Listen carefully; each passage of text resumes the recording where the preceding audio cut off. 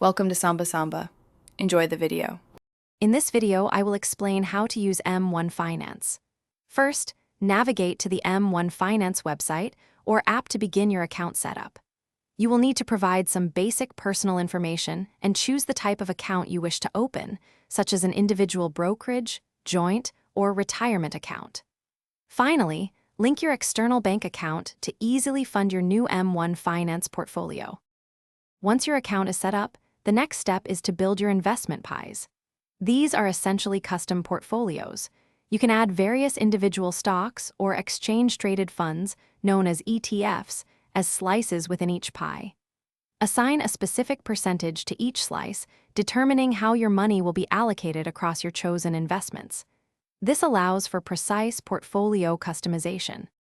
With your pies designed, it's time to fund your account. You can make a one-time deposit or, for consistent growth, set up recurring deposits.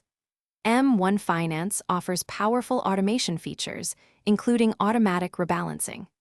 This means your portfolio will automatically adjust to maintain your desired asset allocation, ensuring your investments stay aligned with your strategy without constant manual intervention.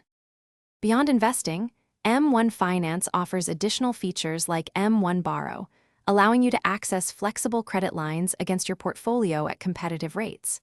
You can also use M1 Spend for integrated banking, including a checking account and debit card. Remember to check the description below for a link to a highly recommended book that can truly change how you think about money, as well as other exclusive deals and resources. Thanks for watching. Thanks for watching. Consider subscribing if we helped you.